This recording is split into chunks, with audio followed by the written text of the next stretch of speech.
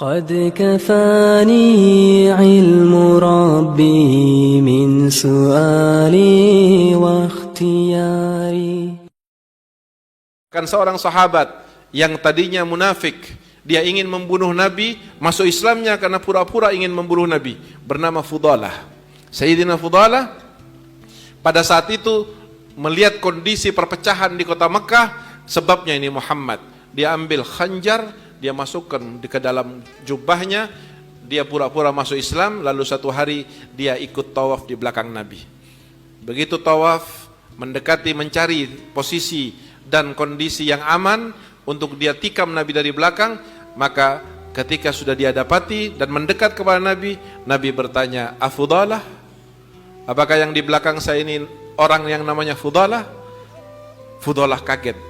Dia bilang, "Naam ya Rasulullah."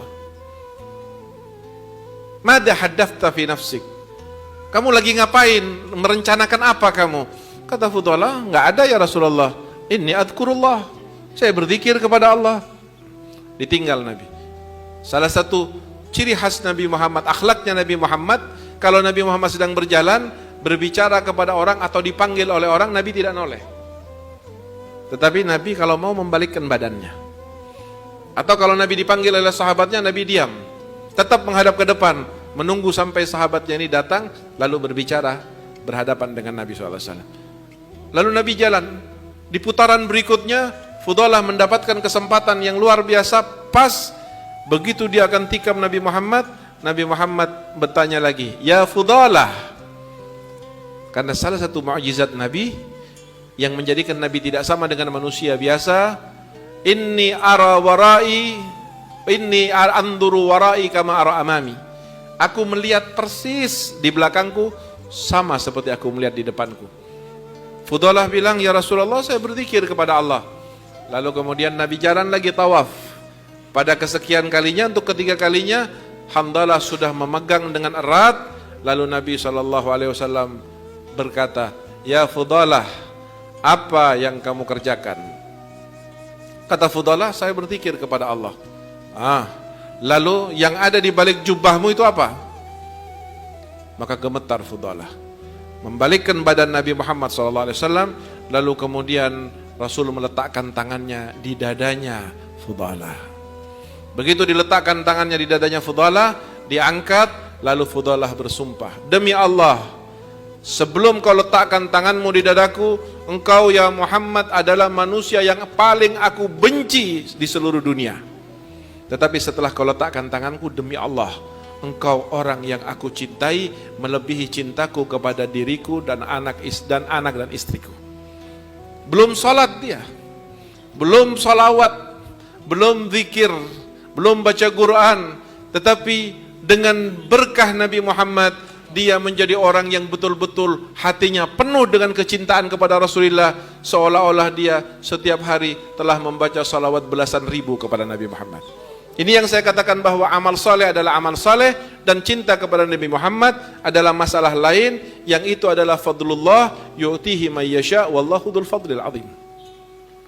Sehingga benar kalau ada orang mengatakan cinta kepada Rasul, tapi amalnya masih pas-pasan, sholatnya masih pas-pasan, saya sangat mempercayai. Kenapa? Karena cinta kepada Rasulullah SAW tidak identik bahwa orang itu harus menjadi soleh. Orang soleh lazimnya cinta kepada Nabi. Tetapi orang yang tidak soleh bukan berarti dia tidak akan cinta kepada Rasulullah SAW. Maka cintanya seseorang kepada Rasul SAW inilah yang kemudian akan banyak menyelamatkan kita di dunia, khususnya pada saat nanti di akhirat. Hadirin yang dirahmati oleh Allah, akhirnya saya ingin ajak Anda untuk berpikir sejenak. Hari ini jumlah manusia di muka bumi kurang lebih 7 miliar. Nabi Muhammad diutus 1400 tahun yang lalu. Hari kiamat entah berapa ribu tahun lagi akan terjadi, wallahu alam. Kira-kira kalau dikumpulkan orang dari mulai zaman sahabat sampai yaumul qiyamah, ditambah lagi dengan umatnya Nabi Isa, Nabi Musa, Nabi Fulan, Nabi Fulan, Nabi Fulan, sampai kepada Nabi Adam, berapa ratus miliar jumlahnya.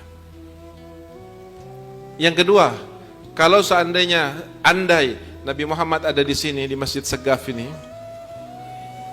lalu 100 miliar orang menuju kepada Nabi Muhammad dengan keperluan berbeda-beda menuju kepada Nabi Muhammad, kira-kira soft terakhirnya nyampe mana? Katakanlah soft terakhirnya nyampe di Australia misalnya. Anda berteriak kepada Rasulullah, ya Rasulullah, tolong syafaati saya, buku saya merah, stempel akhirnya ahli neraka, ya Rasulullah, tolong syafaati. Kalau Rasulullah dengar, pasti disyafaati oleh Nabi, pasti. Karena Nabi SAW telah mengatakan, idzan la arda wa wahadun min ummati yadkhulun nar, pasti disyafaati. Cuman masalahnya saudara, kalau ente teriak, ana teriak, nabinya nggak dengar karena kejauhan. Sehingga kemudian yang perlu kita cari itu apa? Bagaimana di hari kiamat kita bisa mendekat dengan Nabi Muhammad SAW.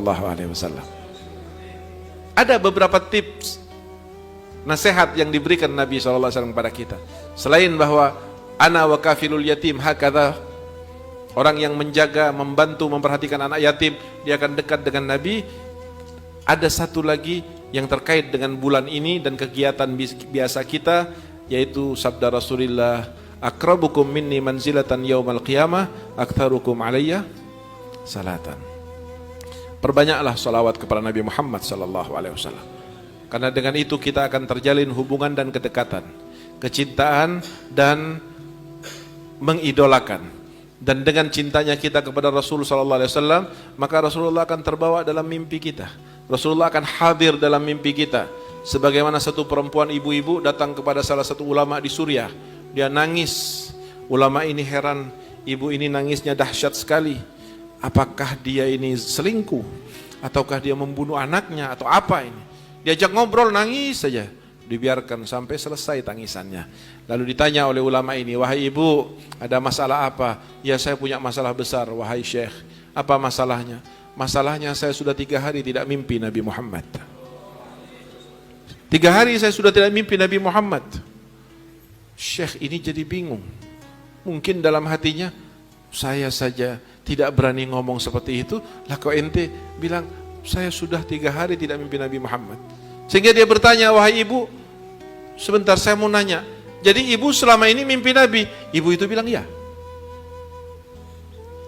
Setiap malam mimpi Nabi? Ya. Sallu ala Nabi Muhammad.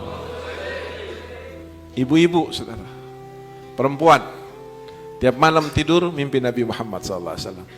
Lah kita yang laki sudah berapa kali mimpi Rasul SAW? Kata Syekh ini, Bu, lupakan semua. Saya ingin langsung to the point kepada ibu. Sebelum saya mencarikan solusi tentang masalah ibu, saya mau nanya kepada ibu, ibu punya amalan apa sampai setiap malam tidur bermimpi Rasul SAW? Kata ibu ini, saya tidak punya amalan khusus ya Syekh, terkecuali saya dari mulai kecil sebelum balik oleh Abah dibiasakan, dihimbau, disupport, bahkan diapresiasi kalau saya membaca salawat dalam jumlah yang banyak.